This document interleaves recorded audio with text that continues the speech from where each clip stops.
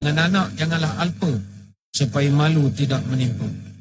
Bila banyak berlebihan suka, itulah tanda hampir duka.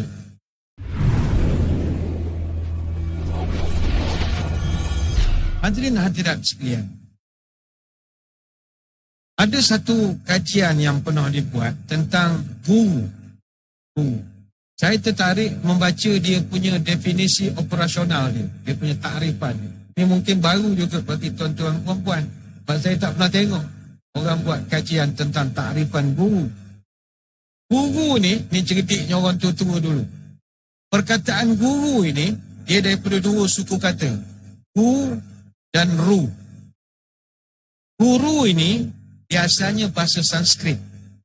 Seperti yang kita tahu, bahasa Sanskrit ini adalah bahasa elit orang-orang India yang dipinjam, dimasukkan ke dalam perbendaharaan bahasa Melayu. Perkataan bahasa Sanskrit yang disenaraikan oleh Zahba tidak kurang daripada 388 patah perkataan dalam perbendaharaan bahasa Melayu. Tapi yang kita gunakan kurang daripada 200 patah saja dalam 14 bidang dalam bahasa Melayu. Guru, gu itu maknanya kegelapan. Ru itu maknanya menghalau. Jadi guru itu rupanya dia menghalau kegelapan. Atau dalam bahasa kita sekarang ni, memberi pencerahan. Oh, itu besar kerja guru. Benda yang gelap, dia telah terangkan. Ada juga yang mengatakan dia asal daripada bahasa Jawa, iaitu bubu dan juga tiru. Bubu itu maknanya orang yang boleh ditiru. Guru ni kita mencontoh perwatakan dia, percakapan dia, semualah kita tiru. Bubu, ruru, panggil guru. Dalam ruang lingkup sejarah, pendidikan pertama yang dilakukan oleh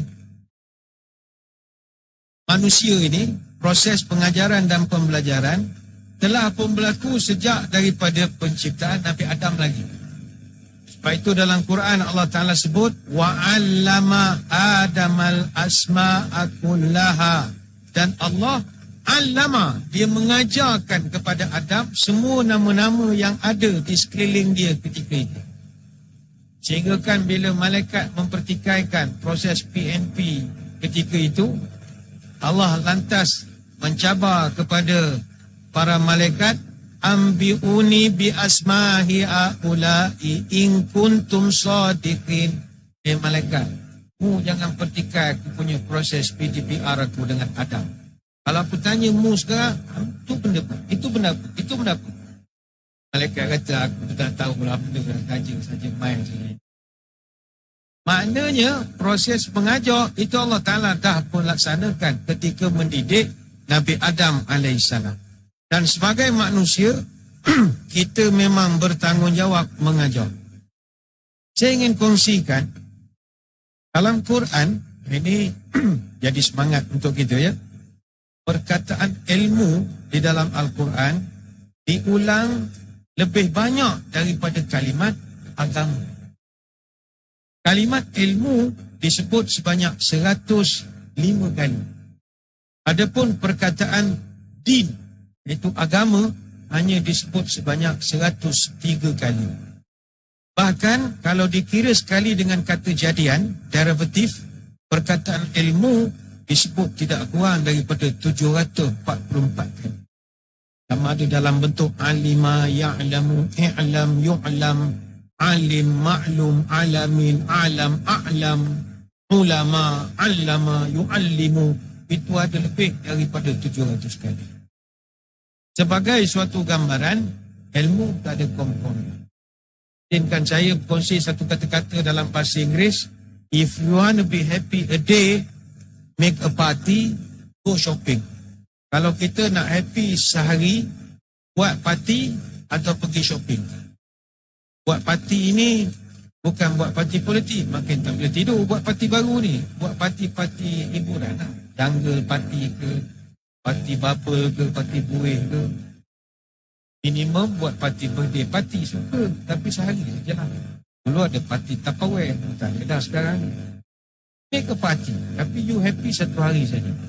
If want to be happy a week, go holiday. Nak gembira seminggu, pergi bercuti. Holiday. Tuan dari sini pergi Sungai Petani ke, lepas tu naik sampai ke Penang apa semua. Jalanlah, suka, tapi seminggu saja. If you want to be happy a year, grow a garden. Kalau nak happy setahun, tanam pokok. Tanam pokok suka. Beli sesuatu tani, tanam di rumah. Daripada kita jaga dia kecil, sampailah pokok tu besar mengeluarkan hasil. Suka. Itu masa banjir besar di Selangor baru-baru ini. Berapa orang mangsa banjir, mereka tak kisah kehilangan harta. Kisah tu kisah lah, tapi tak galak sangat benda di insurans dan bagai-bagai. Tapi ada setengah mereka tu paling galak bila pokok-pokok bunga dia mati. Sebab dia jaga dia dari kecil. Time PKP sebelum tu kan kita beli online semata, kita bela dia daripada kecil. Orang pencen kan jaga hari-hari siram, berborak, siap nyanyi, nak bagi pokok tu selasi. Sekali datang banjir Seri Muda, habis pokok. Lama ke menang. Ini pokok. Kereta rosak tak apa di insurans. Pokok arwah-arwah tak ada lah. Tu tak happy lah. Tu 2 tahun dia tak happy lah. Tapi if you want to be happy for a long time, develop a human being. Kalau kita nak gembira seumur hidup, bangunkan potensi manusia. Kita seronok. Yang tuan-tuan puan-puan, selaku warga pendidikan, kalau kita jalan-jalan, ada orang tegur. Assalamualaikum Ustaz. Salam. Kita bercam siapa? Ustaz tak cam dah saya dulu. Tahun ini saya tingkatan 2 kelas ni. Oh ke? Awak buat apa sekarang? Oh sekarang saya baru habis buat PhD ni. Kita megah. Kita jadi megah. Padahal bukan saudara kita pun. Ini guru yang betul-betul ada sifat murabi. Dia tak ada dengki pun anak murid dia lebih hebat daripada dia. Biasa manusia dia ada hasad. Orang muda ke apa lebih pada dia. Naik pangkat cepatnya. Tak. Dia guru ni, dia nak orang bawah dia lebih laju lagi daripada dia. Mantan mana sekarang? Tengah buat PhD ni Ustaz. Buat PhD Alhamdulillah. Nak habis dia ke? Sikit lagi jalan nak baipah ni Allah. Doakan tu semua berjaya. Kita megah. Kalau jalan Kuala Lumpur. Assalamualaikum cikgu. Salam. Yang depan nak anak murid. Saya dulu belajar dengan cikgu dia. Sekarang buat apa sekarang? Sekarang saya kerja Putrajaya ni.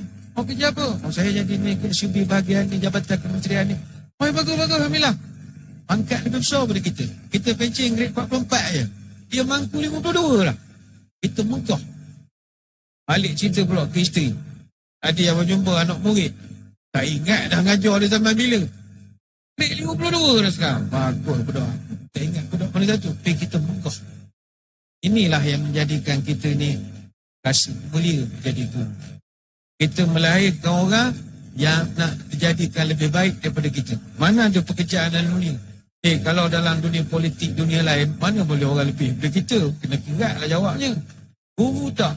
Mu lebih daripada aku, ahlan wa sahlan. Memang aku dilahirkan untuk menolak orang jadi lebih berjaya daripada aku.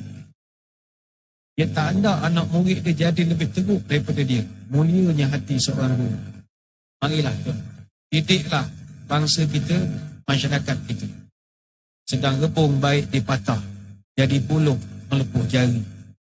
Kalau anak tidak dilatih, kalau mereka besar, semua orang akan letih. Dengan anak janganlah alpa, supaya malu tidak menimpa. Bila banyak berlebihan suka, itulah tanda hampir duka. Supaya anak menjadi orang, tunjuk ajar janganlah kurang. Supaya anak jadi manusia, ditunjuk diajar sehabis daya. Supaya anak tu hidup selamat, ditunjuk diajar sepenuh minat. Supaya anak tidak terlantar, kecil dididik, besarnya kita ajar. Apa yang nak dididik, apa yang nak diajar? Dididik pada yang baik, diajar pada yang benar, ditunjuk pada yang elok, diasuh supaya senonoh, diasah supaya menakah, dicanai supaya pandai, dituntun supaya santun. Inilah mulia.